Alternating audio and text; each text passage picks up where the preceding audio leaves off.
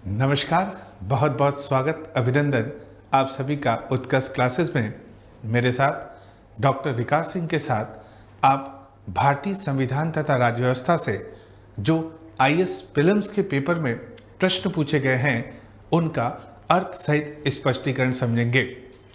दोस्तों, इस बार के आईएएस प्रीलिम्स में अगर हम संविधान और राज्य व्यवस्था की भूमिका को लेकर बात करें तो 17 प्रश्न 17 क्वेश्चन ऐसे हैं जो सीधे सीधे संविधान और राज्य व्यवस्था से हैं। इनमें एज यूजुअल कुछ प्रश्नों की प्रकृति एकदम तथ्यात्मक रखी गई है, वहीं दूसरी तरफ यूपीएससी ने कुछ प्रश्नों में कंसेप्ट को बहुत ज़्यादा फोकस किया है। कुछ प्रश्न सीधे सीधे अर्थ को लेकर पूछे गए, बेसिक समझ को लेकर पूछे गए, और कुछ प्रश्नों में यूपीएससी के द्वारा कंफ्यूजन क्रिएट करने की भी स्थिति पैदा की है। तो चलिए इन सारे प्रश्नों को समझते हैं कि भारतीय संविधान और राज्य व्यवस्था के जो प्रश्न रखे गए हैं इनका ऑथेंटिक आंसर क्या होगा। तो वन बाय वन सारे प्रश्नों को शुरुआत करते हैं। संविधान और राज्य व्यवस्था को लेकर जो पहला प्रश्न है, अब हो सकता है ये आपके अलग अलग सीरीज में अलग अलग क्वेश्चन का क्रम हो। ए सीरीज का क्वेश्चन अलग होगा, बी सीरीज का अलग होगा, सी का अलग होगा, डी का अलग होगा, लेकिन आप अपने हिसाब से प्रश्न निकाल लीजिएगा। संविधान और राज्य व्यवस्था का पहला प्रश्न जो रखा गया है यूपीएससी में, क्या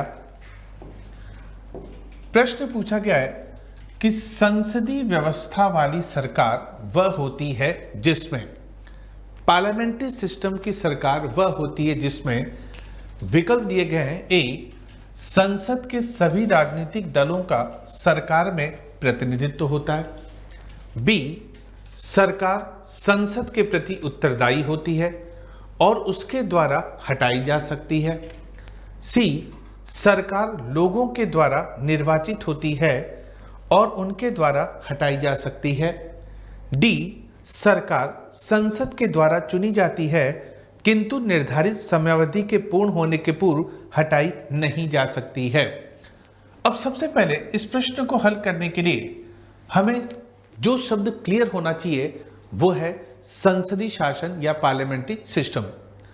संसदीय शासन प्रणाली हमने ब्रिटेन से ग्रहण की है।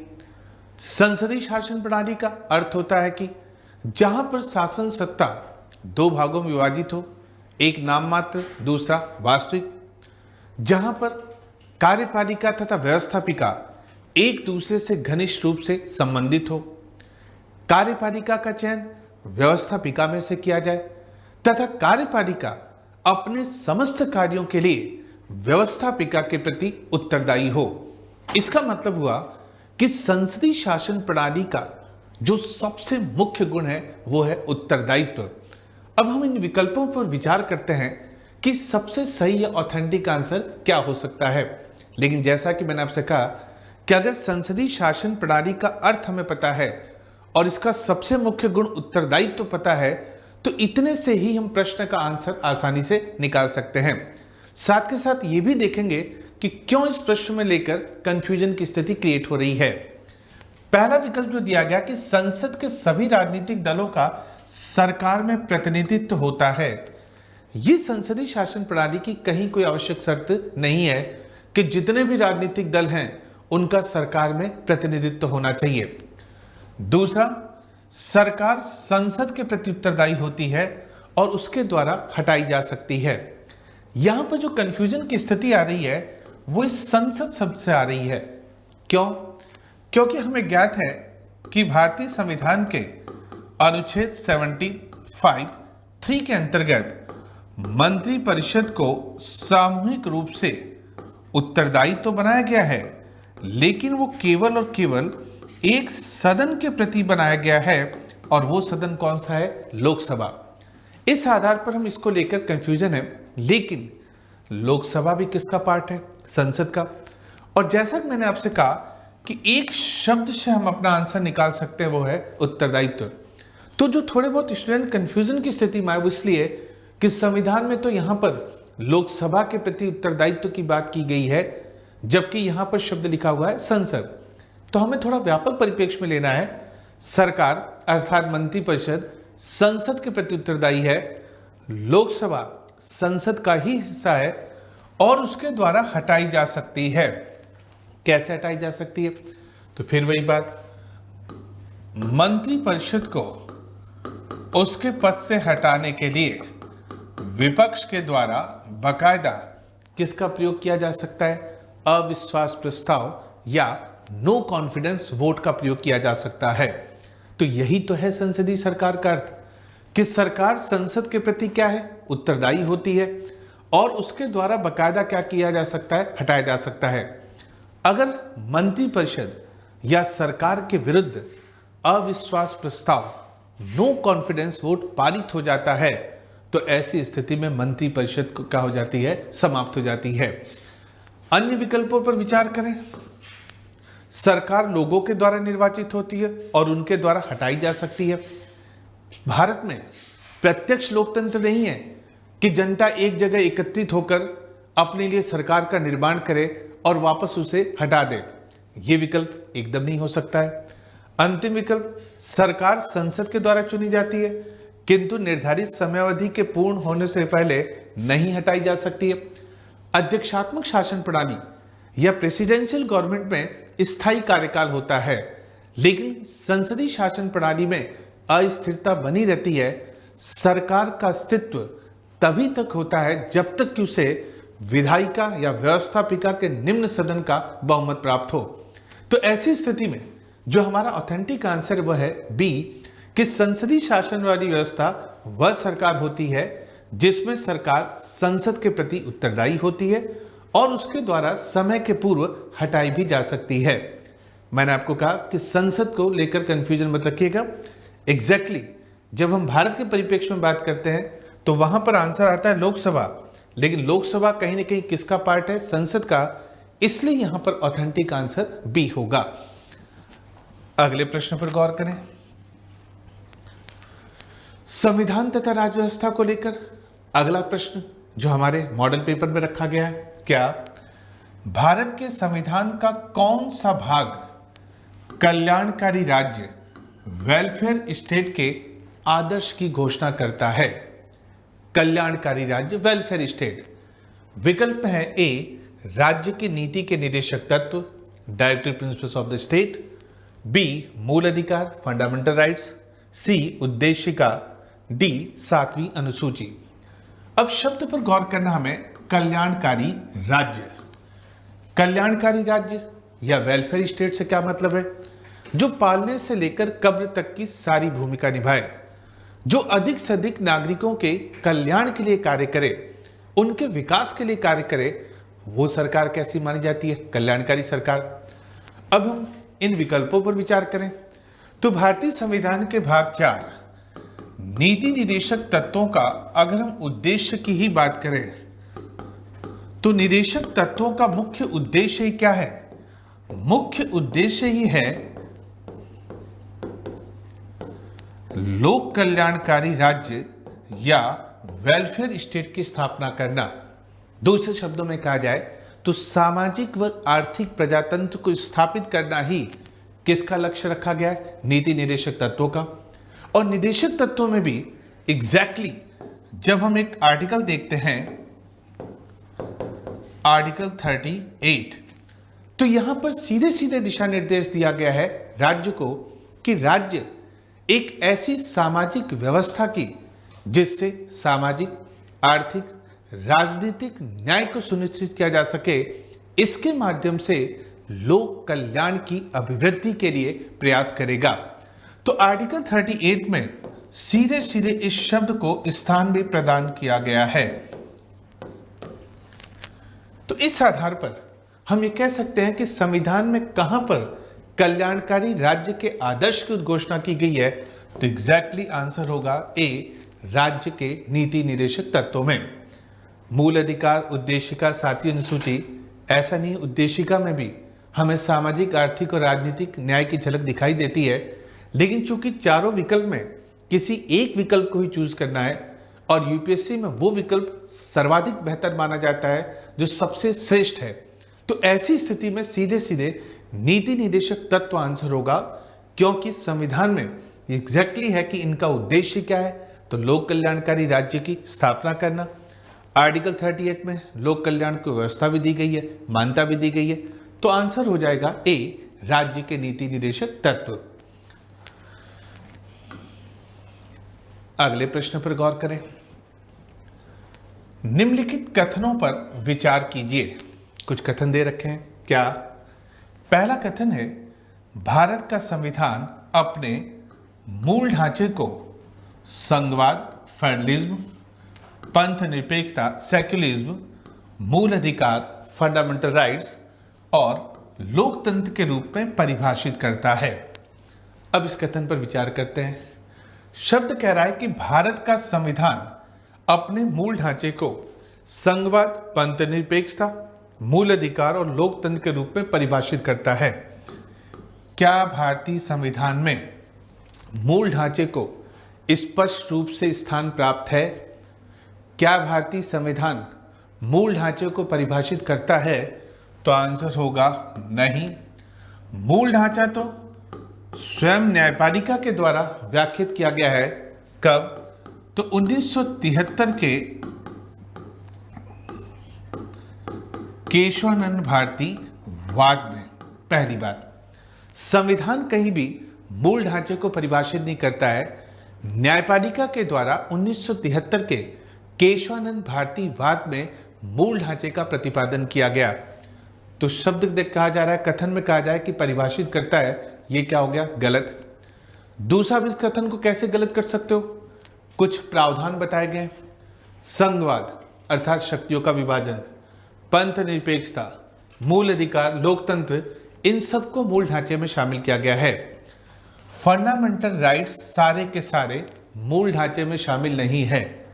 अगर मूल अधिकार सारे के सारे मूल ढांचे में शामिल होते तो क्या मौलिक अधिकारों में परिवर्तन या संशोधन संभव होता? नहीं होता। तो पहला कथन इसलिए गलत हो गया कि एक तो संविधान कहीं भी मूल ढांचे को परिभाषित नहीं करता है। न्यायपालिका के द्वारा स्वयं मूल ढांचे का प्रतिपादन 1973 के केशवानंद भारती वाद में किया गया था। दूसरा, जिन प्रावधानों को कथन में बताया जा रहा है उस मूल अधिकार तो एकदम से नहीं है। यह अलग बात है कि कुछ मूल अधिकार, जैसे आप आर्टिकल 14 पढ़ते हो, आर्टिकल 32 पढ़ते हो, इसे न्यायपालिका के द्वारा अलग अलग केसेस के माध्यम से मूल ढांचे में शामिल किया गया है। लेकिन समस्त मूल अधिकार मूल ढांचे में शामिल नहीं है। नहीं तो फिर संपत्ति का अधिकार जो पहले मूल अधिकार में था वो तो समाप्त किया ही नहीं जा सकता था, या उसे वहां से निकालकर कानूनी अधिकार में स्थापित ही नहीं किया जा सकता था अगर वो किस में शामिल होता? मूल ढांचे में। तो पहला कथन क्या हो गया? गलत हो गया। दूसरे कथन पर विचार करें। भारत का संविधान नागरिकों की स्वतंत्रता तथा उन आदर्शों जिन पर संविधान आधारित है की सुरक्षा हेतु न्यायिक पुनरावलोकन की व्यवस्था करता है। दूसरा कथन हमारा ठीक है। हालांकि आपको ज्ञात होना चाहिए कि संविधान में कहीं भी स्पष्ट रूप से या प्रत्यक्ष रूप से न्यायिक पुनरावलोकन शब्द का प्रयोग नहीं किया गया है। लेकिन संविधान नागरिकों की स्वतंत्रता की सुरक्षा के लिए, उन आदर्शों के लिए जिस पर संविधान आधारित है, इनके लिए न्यायिक पुनरावलोकन की व्यवस्था करता है। भारतीय संविधान के मूल अधिकारों में हमें अनुच्छेद 13 के अंतर्गत सीधे सीधे न्यायिक पुनरावलोकन की अभिव्यक्ति दिखाई देती है, जहां पर न्यायालयों को यह अधिकार दिया गया है कि वह राज्य द्वारा निर्मित किसी भी ऐसी विधि को जो मूल अधिकारों से असंगत है। अब मूल अधिकार में नागरिकों की स्वतंत्रताएं भी शामिल हो गई, आर्टिकल 19(1) के अंतर्गत जितनी भी स्वतंत्रता है, तो राज्य द्वारा निर्मित किसी भी ऐसी विधि को जो कि मूल अधिकारों से असंगत है, न्यायालय के द्वारा उसे अवैध घोषित किया जा सकता है। न्यायालय को मूल अधिकारों का सजग प्रहरी बना दिया गया है। तो इस आधार पर दूसरा कथन हमारा क्या है? सही है। अब प्रश्न में पूछा जा रहा है कि कौन सा कथन सही है। तो पहला कथन हमारा गलत है, क्योंकि संविधान कहीं भी मूल ढांचे को परिभाषित नहीं करता। दूसरा कथन ठीक है कि नागरिकों की स्वतंत्रता की सुरक्षा के लिए बाकायदा किसकी व्यवस्था की गई है? न्यायिक पुनरावलोकन या जुडिशियल रिव्यू की। तो ऐसी स्थिति में आंसर होगा बी, केवल 2। पहला कथन गलत है, दूसरा कथन क्या है, सही है। अगले प्रश्न पर गौर करें। क्या गांधीवाद और मार्क्सवाद के बीच एक समान सहमति पाई जाती है और यह निम्नलिखित में से कौन सी है? बेसिकली सवाल शुद्ध संविधान से नहीं, बल्कि आप देखिए कि दो विचारधाराओं से है। एक गांधीवाद जो महात्मा गांधी जिसके प्रतिपादक हैं, दूसरा मार्क्सवाद जिसके प्रतिपादक कार्ल मार्क्स हैं। अब इन दोनों के बीच में कहां पर सिमिलरिटी, कहां पर समानता पाई जाती है? विकल्प एक अंतिम लक्ष्य के रूप में राज्य विहीन समाज, वर्ग संघर्ष, निजी संपत्ति की समाप्ति और चौथा आर्थिक नीतिवाद। जब हम दोनों अवधारणाओं को लेते हैं तो गांधीवाद और मार्क्सवाद दोनों अंतिम रूप से, चाहे गांधी जी को हम देखते हैं तो इनका आदर्श जो राम राज्य है उसमें ये राज्य विहीन समाज की परिकल्पना करते हैं। राज्य को कहीं भी स्थान प्राप्त नहीं होगा, क्योंकि गांधी जी राज्य को हिंसा के प्रतीक के रूप में मानते थे। इनके द्वारा भी राज्य को शोषण का यंत्र माना गया है। उधर जब हम मार्क्स की बात करते हैं तो मार्क्स साम्यवादी अवस्था में वर्ग विहीन, राज्य विहीन समाज की बात करते हैं। तो जहां पर आकर दोनों समान दिखाई देते हैं, इसी आधार पर कुछ विचारक गांधी जी को अराजकतावादी भी मानते हैं। जहां पर आकर दोनों समान दिखाई देते हैं वो है अंतिम लक्ष्य के रूप में राज्य विहीन समाज। राज्य का उसमें अस्तित्व नहीं होगा। रही बात वर्ग संघर्ष की, तो मार्क्स वर्ग संघर्ष में आस्था रखते हैं, गांधी जी वर्ग संघर्ष में आस्था नहीं रखते हैं।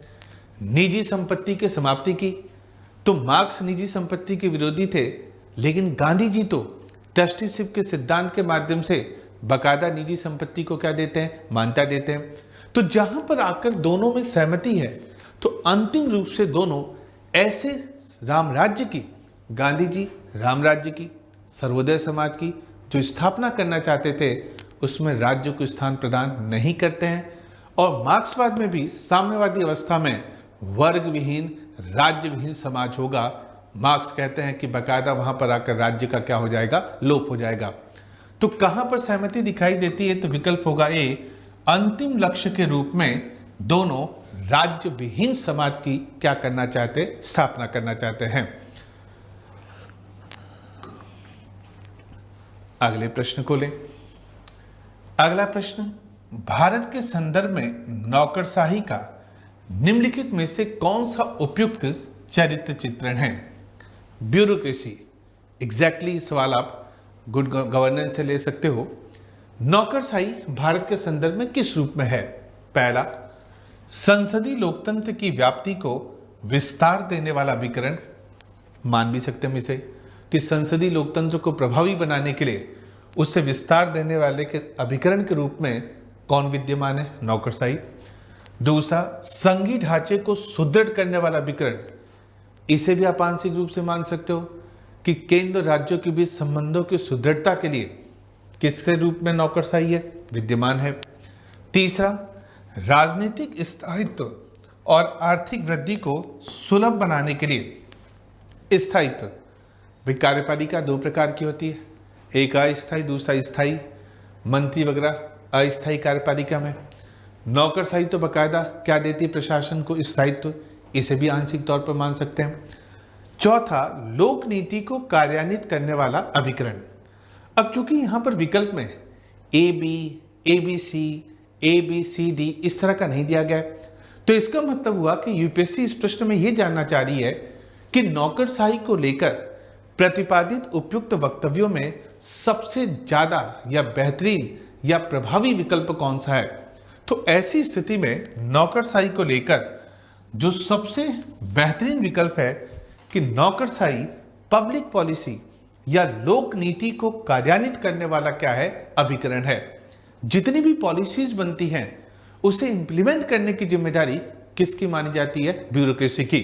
जैसा कि मैंने आपसे कहा, आंशिक रूप से संसदीय लोकतंत्र को विस्तार देने वाला भी है, संघीय ढांचे को मजबूत करने वाला भी है, राजनीतिक स्थायित्व प्रदान करने वाला भी है। लेकिन जब चूंकि हमें एक ही विकल्प को लेना है तो ऐसी स्थिति में हम उस विकल्प को लेंगे जो सबसे बेहतरीन हो और उस दृष्टि से नौकरशाही लोक नीति या पब्लिक पॉलिसी को कार्यान्वित करने वाले अभिकरण के रूप में भारत में माना जा सकता है। तो आंसर हो जाएगा डी। अगले प्रश्न को ले। भारत के संविधान की उद्देशिका, प्रियम्बल की बात चली, प्रस्तावना की, क्या संविधान का भाग है किंतु कोई विधिक प्रभाव नहीं रखती, पहला विकल्प। दूसरा, संविधान का भाग नहीं है और कोई विधिक प्रभाव भी नहीं रखती। तीसरा, संविधान का भाग है और वैसा ही विधिक प्रभाव रखती है जैसा कि उसका कोई अन्य भाग। चौथा, संविधान का भाग है किंतु उसके अन्य भागों से स्वतंत्र होकर उसका कोई विधिक प्रभाव नहीं है। तो पहले तो यहां तक ये मान से निकाल सकते हैं कि पहला मुद्दा तो यह है कि क्या उद्देशिका संविधान का भाग है या नहीं। जैसे आप इस आंसर को लेते हो तो उसके बाद आप चार में से केवल दो विकल्पों में कंफ्यूजन की स्थिति में रहोगे।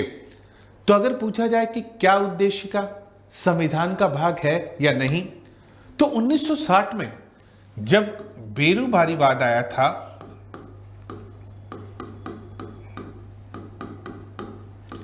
जब बेरूबारीवाद आया था तो वहां पर उच्चतम न्यायालय के द्वारा कहा गया था कि यद्यपि प्रस्तावना संविधान निर्माताओं के विचारों को जानने की कुंजी है, लेकिन यह प्रस्तावना या उद्देशिका संविधान का भाग नहीं है।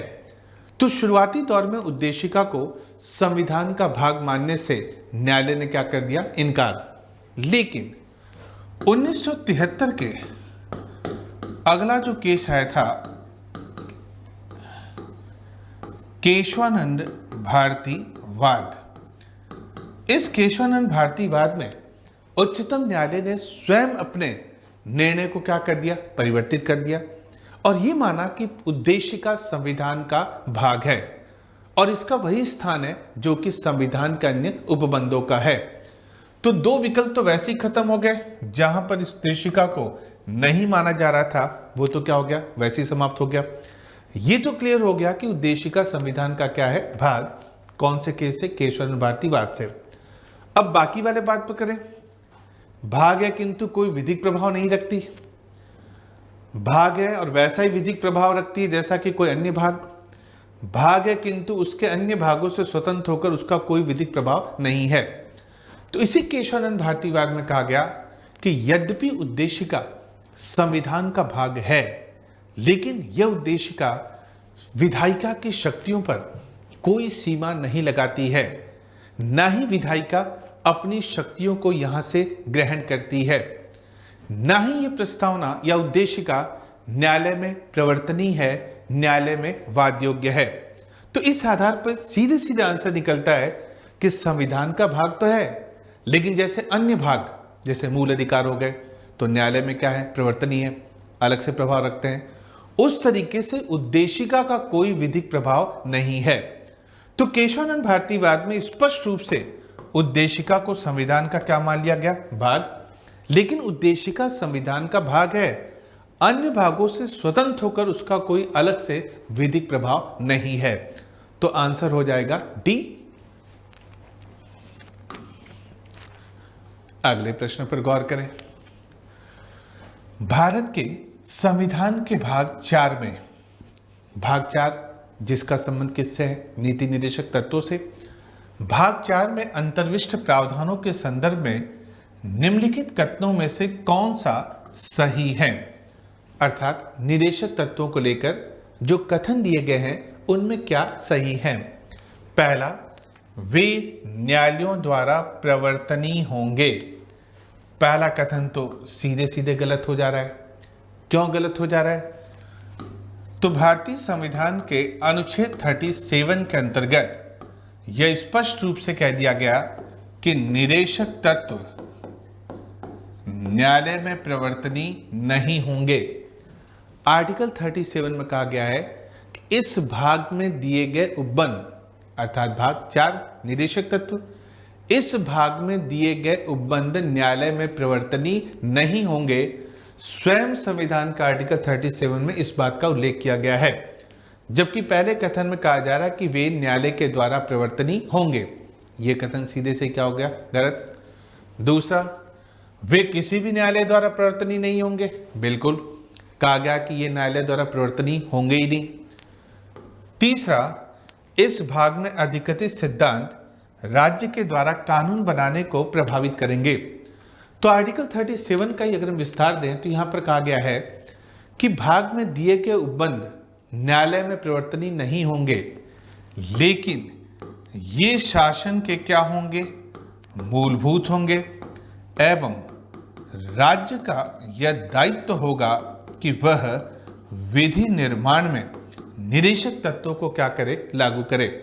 अर्थात राज्य के ऊपर एक नैतिकता के आधार पर दायित्व आरोपित किया गया है कि जैसे जैसे उसके पास संसाधन हो वह अधिक से अधिक मात्रा में निदेशक तत्वों को लागू करने का क्या करे? प्रयत्न करे। ऐसा दायित्व आर्टिकल 37 के अंतर्गत किसका निर्धारित किया गया है? राज्य का। तो इस आधार पर तीसरा कथन भी क्या हो गया? सही हो गया। अब प्रश्न में पूछा जा रहा है, नीचे दिए गुण का प्रयोग कर सही उत्तर को चुनिए। तो तीनों में पहला वक्तव्य तो सीधे से खारिज है, हमें पता है कि ये न्यायालय द्वारा प्रवर्तनीय नहीं है। दूसरा और तीसरा वक्तव्य सही है। ऐसी स्थिति में आंसर होगा डी, केवल 2 और 3 सही हैं। पहला कथन निदेशक तत्वों को लेकर क्या है? गलत है। अगले प्रश्न पर गौर करें। क्या? निम्नलिखित कथनों पर विचार कीजिए। कौन से कथन? पहला, भारत के संविधान के अनुसार कोई भी ऐसा व्यक्ति जो मतदान के लिए योग्य है किसी राज्य में 6 माह के लिए मंत्री बनाया जा सकता है, तब भी जबकि वह उस राज्य के विधानमंडल का सदस्य नहीं है। अब इस स्टेटमेंट को हमें बहुत ध्यान से, बहुत बारीकी से पढ़ने की आवश्यकता है, तभी हम इस वक्तव्य का आंसर निकाल सकते हैं। जो कंफ्यूजन की स्थिति पैदा हो रही है वो केवल और केवल इस शब्द से हो रही है। क्या? कि कोई ऐसा व्यक्ति जो मतदान के लिए योग्य है किसी राज्य में 6 माह के लिए मंत्री बनाया जा सकता है, तब भी जबकि वह उस राज्य के विधानमंडल का सदस्य नहीं है। अगर हम इस शब्द को नहीं ले और अगर हम संवैधानिक दायरे में बात करें तो हमें मिलता है कि आर्टिकल 164 और उसमें भी बात करें तो 4 के अंतर्गत यह प्रावधान किया गया है कि कोई भी ऐसा सदस्य जो विधानमंडल का सदस्य नहीं है उसे 6 माह के लिए मंत्री बनाया जा सकता है, लेकिन शर्त यह है कि 6 माह के भीतर उसे विधानमंडल की, अर्थात अगर 2 सदन है तो विधानसभा या विधान परिषद दोनों में से किसी एक की, और केवल अगर विधानसभा विद्यमान है तो विधानसभा की सदस्यता को ग्रहण करना होगा, अन्यथा उसका मंत्री पद समाप्त हो जाएगा। लेकिन इस प्रश्न में बारीकी देखिए कि साथ में क्या कंडीशन जोड़ी गई?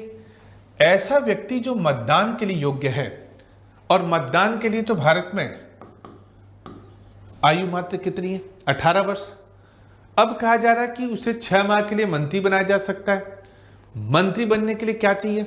विधानमंडल की सदस्यता, अर्थात या तो विधानसभा का सदस्य हो या विधान परिषद का सदस्य हो।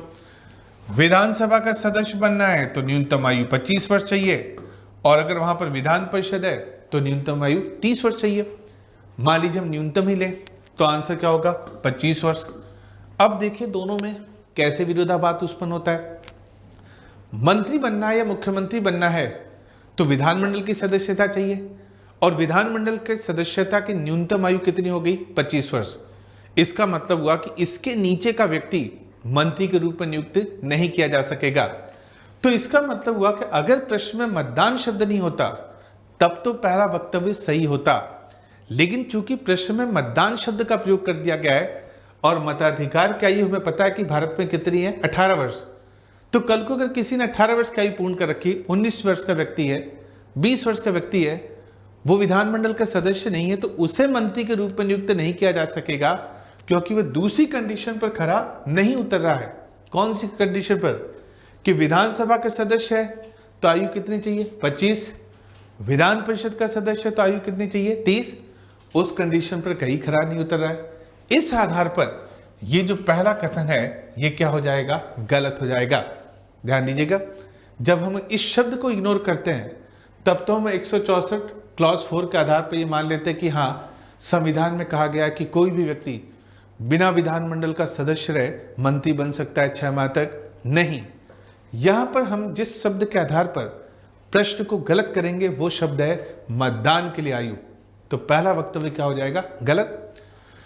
दूसरे वक्तव्य की बात करें, लोक प्रतिनिधित्व अधिनियम पीपुल्स रिप्रेजेंटेशन एक्ट 1951 के अनुसार कोई भी ऐसा व्यक्ति जो दांडिक अपराध के अंतर्गत दोषी पाया गया है और जिसे 5 वर्ष के लिए कारावास का दंड दिया गया है, चुनाव लड़ने के लिए स्थायी तौर पर निरर्थ हो जाता है, भले ही वह कारावास से मुक्त हो चुका है।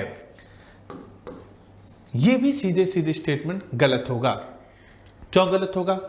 तो जब आप आरपीए के सेक्शन 8 को पढ़ते हैं तो वहां पर यह प्रावधान किया गया है कि कोई भी ऐसा व्यक्ति जो दांडिक अपराध के अंतर्गत दोषी पाया गया है और जिसे 5 वर्ष नहीं बल्कि वहां पर प्रावधान क्या किया गया है, 2 वर्ष, 2 वर्ष के लिए कारावास का दंड दिया गया है, चुनाव लड़ने के लिए स्थायी तौर पर नहीं बल्कि 6 वर्ष के लिए वह क्या होगा, निरर्थ होगा। अब इसका मतलब क्या है, मान लीजिए आज किसी को सजा मिली है 3 वर्ष की, तो वह स्थायी रूप से नहीं, 3 वर्ष पश्चात 6 वर्ष और जोड़ दीजिए, अगले 9 वर्षों तक वो चुनाव नहीं लड़ पाएगा।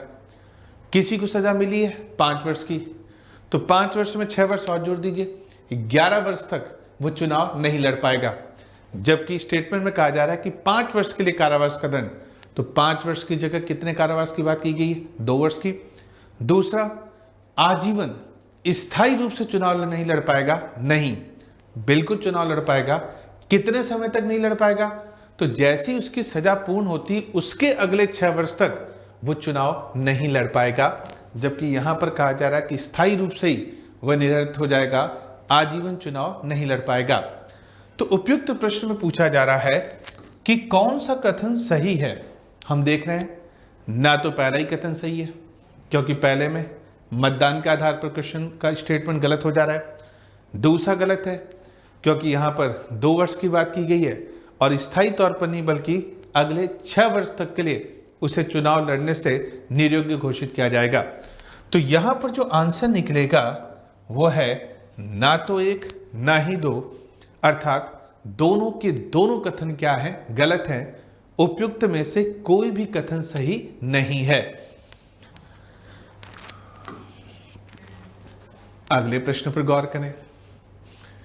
निम्नलिखित कथनों पर विचार कीजिए। कौन से कथन? पहला, भारत का राष्ट्रपति ऐसे स्थान पर जिसे वह ठीक समझे संसद का सत्र आहूत कर सकता है। बिल्कुल सही।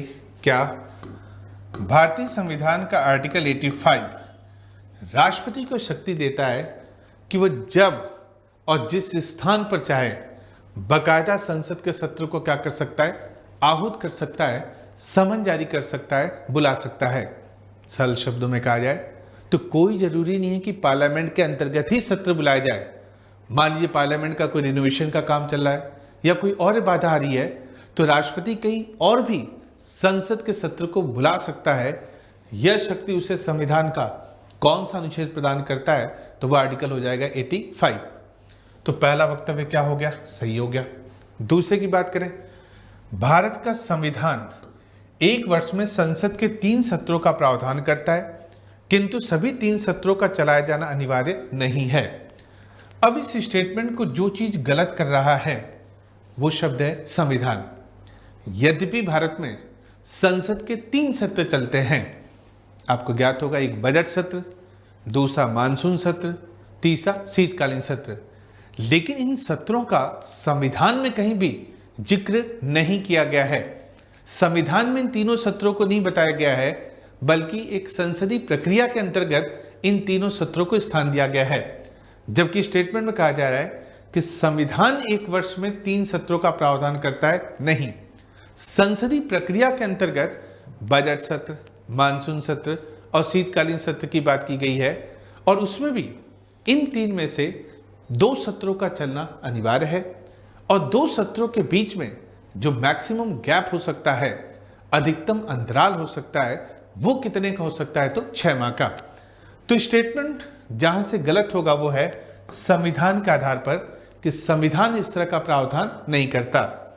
तीसरा क्या है?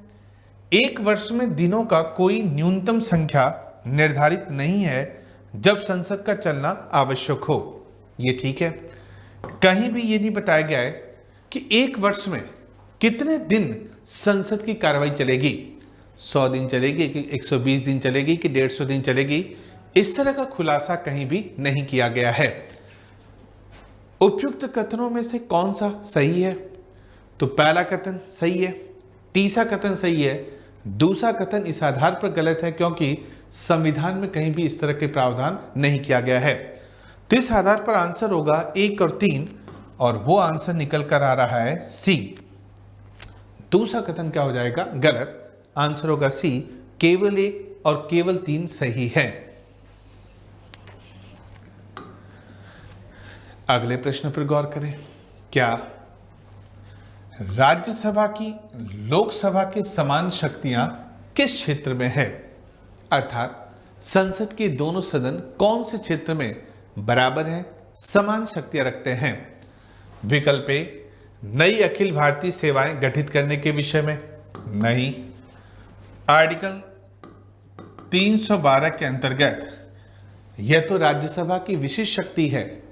राज्यसभा ही संकल्प पारित कर संसद को नई अखिल भारतीय सेवा के निर्माण का अधिकार दे सकती है। यहां पर दोनों सदन बराबर नहीं है, बल्कि नई अखिल भारतीय सेवा के गठन या निर्माण का अधिकार राज्यसभा की विशिष्ट शक्ति है। दूसरी बात करें, संविधान के संशोधन करने में ये आंसर सही निकलेगा। क्यों निकलेगा? क्योंकि आर्टिकल 368 के अंतर्गत संसद को संविधान में संशोधन की शक्ति दी गई है और आपको ज्ञात होगा कि संविधान संशोधन विधेयक संसद के किसी भी सदन में अर्थात लोकसभा में भी रखा जा सकता है और राज्यसभा में भी रखा जा सकता है। कहीं कोई आवश्यक शर्त नहीं है कि विधेयक पहले लोकसभा में ही प्रस्तावित किया जाएगा।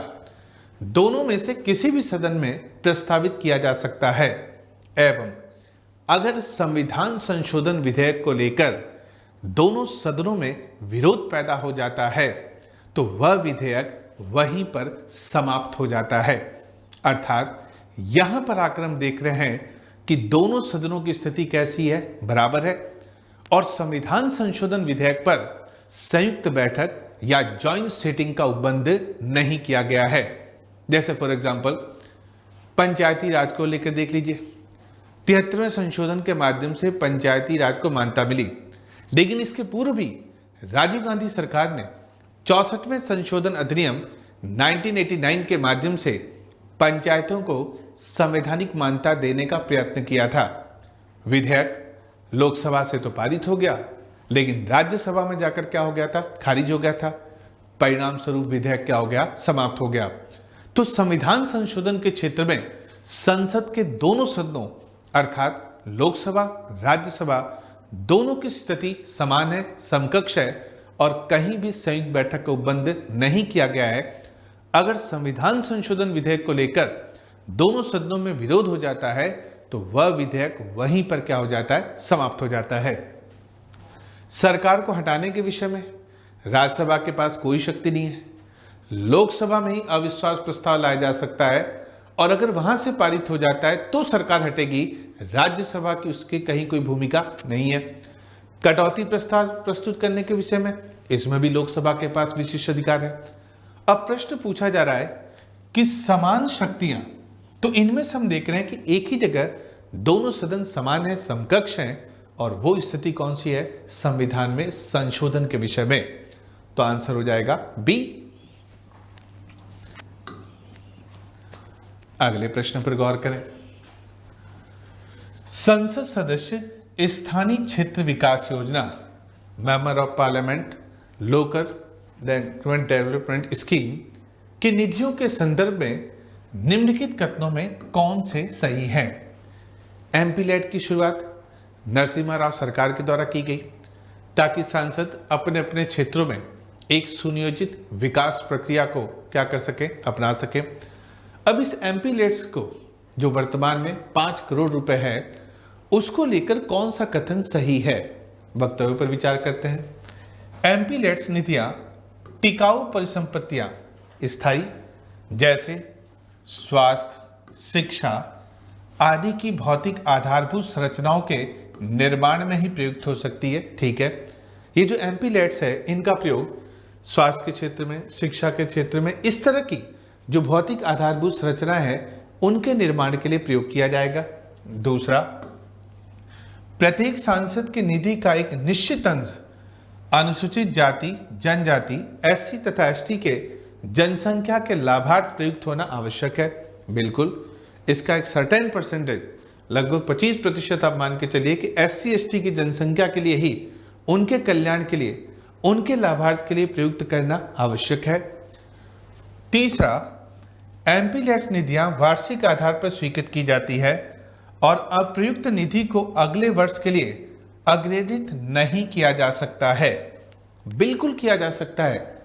इसके आधार पर तो अगर मान लीजिए 1 साल 5 करोड़ रुपए खर्च नहीं किए गए तो वो पैसे लैप्स हो जाएंगे, ऐसा नहीं है। उसे अगले वर्ष के लिए वापस कैरी फॉरवर्ड किया जा सकता है, अग्रेसित किया जा सकता है। तो ये कथन एमपी लेट को लेकर क्या हो गया, गलत हो गया। किया जा सकता है, जबकि प्रश्न में कहा जा रहा है कि नहीं किया जा सकता।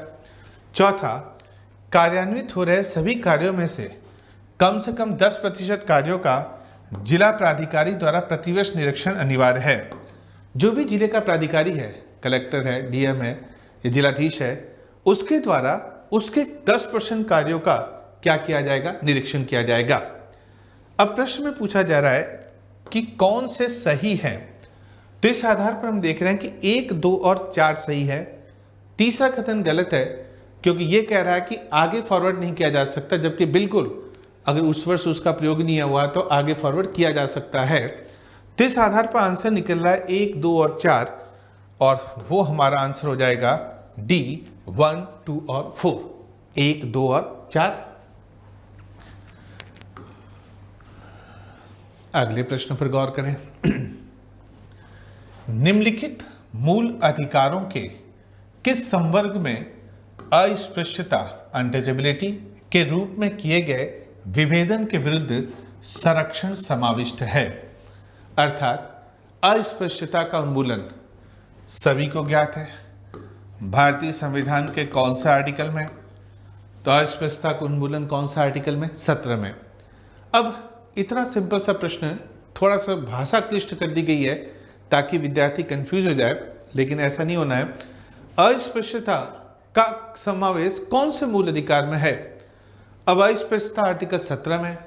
शोषण के विरुद्ध अधिकार, ये तो आर्टिकल 23 तथा 24 में, तो जाहिर सी बात है कि इसमें तो एकदम नहीं होगा।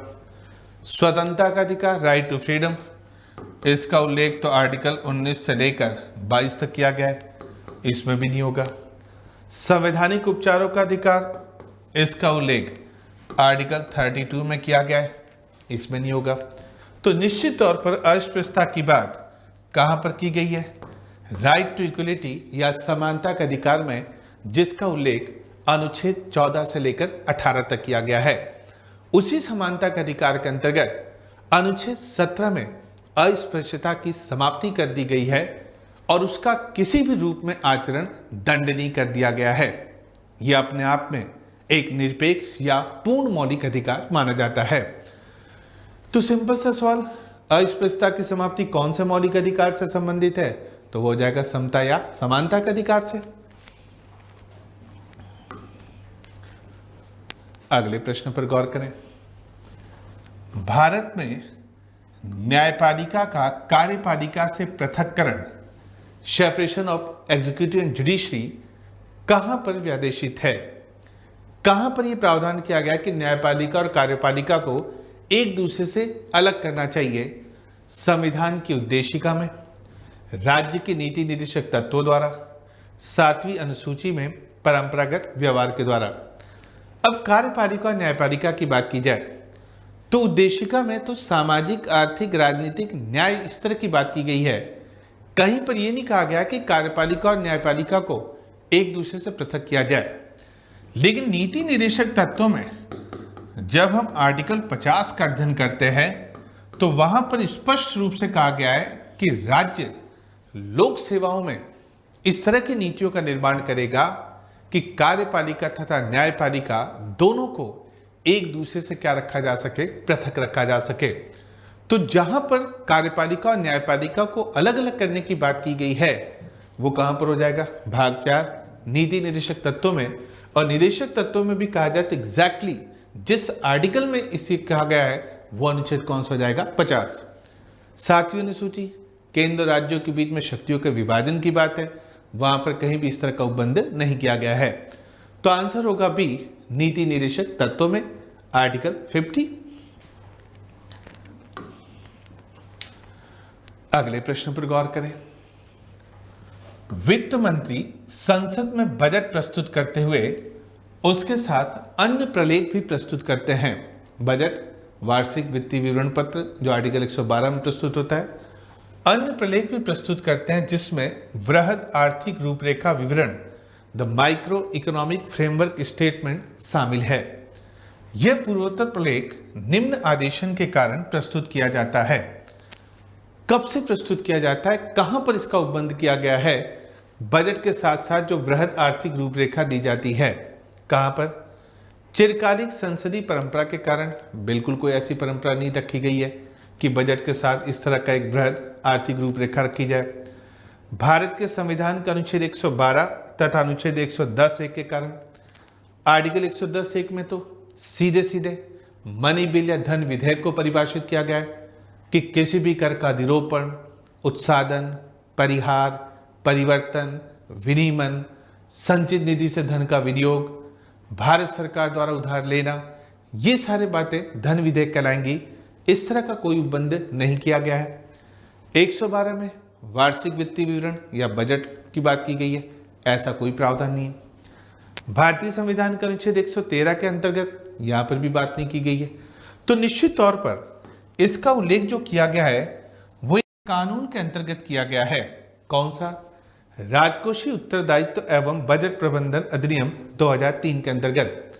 जब सरकार का घाटा बहुत ज्यादा बढ़ता जा रहा था तो ऐसी स्थिति में जनता के प्रति उत्तरदायित्व बनाने के लिए, घाटे को कम करने के लिए 2003 में एक प्रावधान लाया गया, राजकोषीय उत्तरदायित्व बजट प्रबंधन अधिनियम। शुरू में इसके अंतर्गत 2007 तक का लक्ष्य रखा गया था, कम नहीं हुआ, तो हाल ही में आप देख रहे हो कि इसे बढ़ाकर 2022-23 कर दिया गया है। तो ये जो बजट के साथ साथ वृहद आर्थिक रूपरेखा विवरण की बात की गई है, इसका कहीं भी संविधान का आर्टिकल वगैरह या संसदीय परंपरा में नहीं बल्कि कानून के अंतर्गत जिक्र है, और वो कानून है राजकोषीय उत्तरदायित्व एवं बजट प्रबंधन अधिनियम 2003 के अंतर्गत। तो आंसर हो जाएगा डी। अगले प्रश्न पर गौर करें। परिभाषा से संवैधानिक सरकार कॉन्स्टिट्यूशनल गवर्नमेंट का अर्थ है।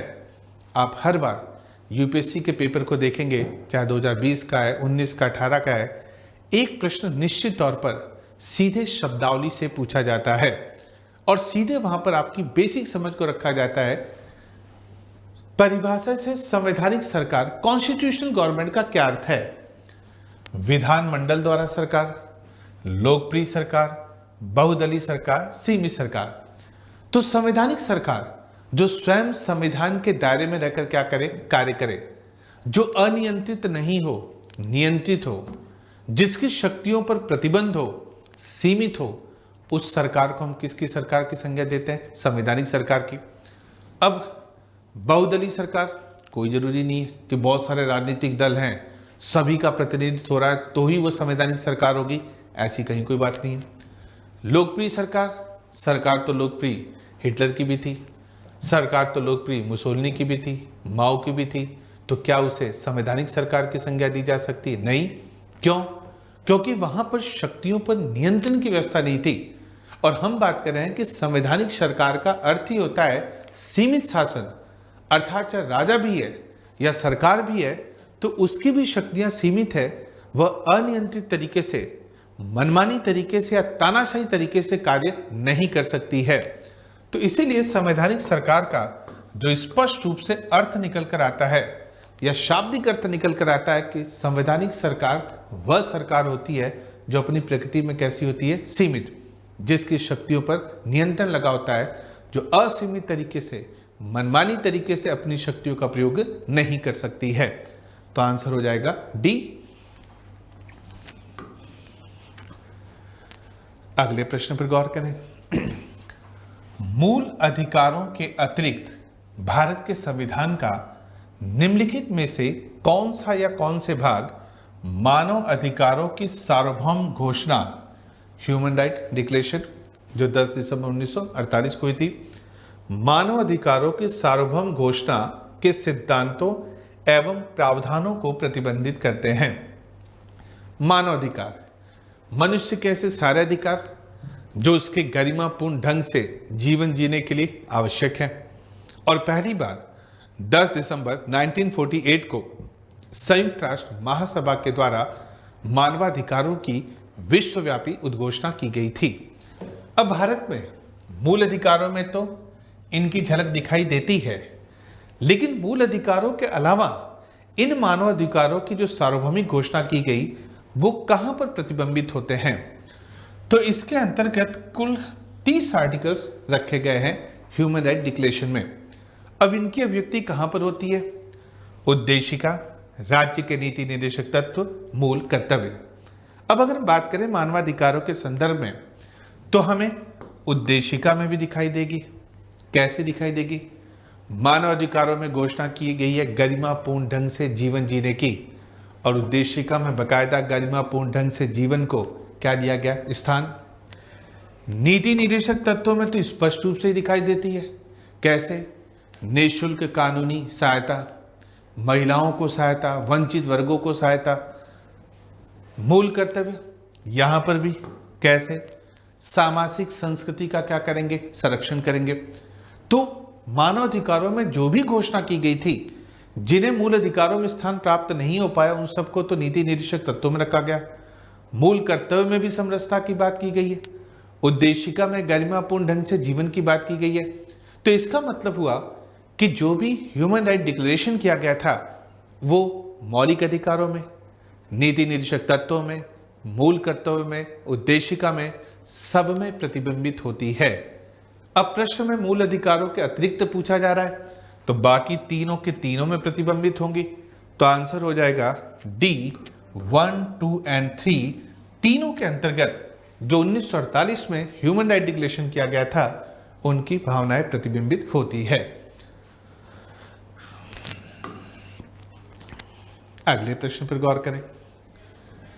भारत में विधिक सेवा प्रदान करने वाले प्राधिकरण, लीगल सर्विस ऑथोरिटीज, विधिक सेवा प्रदान करने वाले प्राधिकरण निम्नलिखित में से किस प्रकार के नागरिकों को निःशुल्क विधिक सेवाएं प्रदान करते हैं?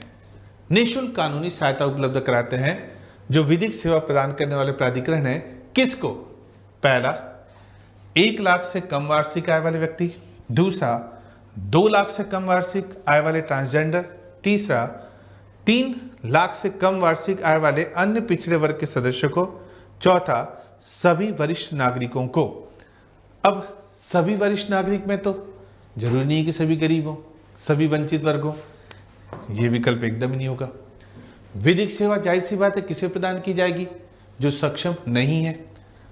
तो ऐसी स्थिति में 2 क्राइटेरिया को इसमें शामिल किया गया है। किसे? 1 लाख से कम वार्षिक आय वाले व्यक्ति को।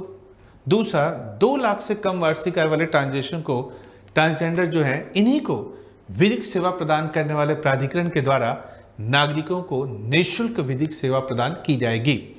तो ऐसी स्थिति में आंसर होगा ए, केवल 1 एंड 2। सभी वरिष्ठ नागरिकों को या केवल अन्य पिछड़े वर्ग ओबीसी के सदस्यों को नहीं, 1 लाख से कम वार्षिक आय वाले व्यक्ति, 2 लाख से कम वार्षिक आय वाले ट्रांसजेंडर को ही निःशुल्क विधिक सेवा प्रदान की जाएगी। तो दोस्तों, ये कुछ प्रश्न थे संविधान और राज्य व्यवस्था से। जैसा कि मैंने आपसे कहा कि कुछ प्रश्न आप देखिए एकदम सीधे सीधे पूछे गए, तथ्यात्मक है, वही दूसरी तरफ कुछ कंसेप्ट लिए हुए हैं वहीं तीसरी तरफ इस तरह के प्रश्न हैं जिसमें एक दो शब्द ऐसे डाल दिए गए हैं ताकि आप कंफ्यूजन की स्थिति में हो। लेकिन अगर आपने प्रश्नों को अच्छे से पढ़ा है, और जैसा कि यूपीएससी का अगर प्रश्न है तो हमें 3 से 4 बार पढ़ना चाहिए कि क्या पूछ रहा है, एक एक शब्द से प्रश्न का आंसर चेंज हो जाता है। अगर आपने प्रश्नों को अच्छे से पढ़ा है तो ये जो 17 प्रश्न पूछे गए हैं इसमें से आप आसानी से 14-15 क्वेश्चन आसानी से सही कर सकते हो, क्योंकि संविधान और राज्य व्यवस्था से जो प्रश्न रखे गए हैं वो बहुत ज़्यादा टफ नहीं पूछे गए। हाँ, बस ये देखा गया है कि जो आपने संविधान पढ़ा है उस चीज़ को लेकर आपका कंसेप्ट कैसा है, कहाँ तक चीज़ों की समझ है। कुछ प्रश्न एकदम सीधे रखे गए, कुछ ही प्रश्नों में आपको थोड़ा दाएं बाएं घुमाया गया है। तो ये थे हमारे संविधान और राज्य व्यवस्था के 17 प्रश्न जिनका हमने आंसर समझा। इस आधार पर आप एक बार अपने आंसर को टैली कर लीजिएगा। मुझे आशा ही नहीं अपितु पूर्ण विश्वास है कि इन 17 प्रश्नों में कम से कम 15 प्रश्नों तक आपने आसानी से सही तरीके से अपने प्रश्नों को सही किया होगा। चलिए, इसी के साथ हम अपनी क्लास को विराम देते हैं। आप सभी को ऑल द बेस्ट। मैं ये मान के चल रहा हूँ कि आप सभी जो भी मेंस होने वाला है, क्योंकि संविधान के प्रश्न तो ईजी है और बाकी पोर्शन भी आपने अच्छे से किए होंगे, तो जो भी मेंस है उसमें आप निश्चित तौर पर अपनी उपस्थिति दर्ज कराएंगे। आप सभी को ऑल द बेस्ट, शुभकामनाएं, नमस्कार।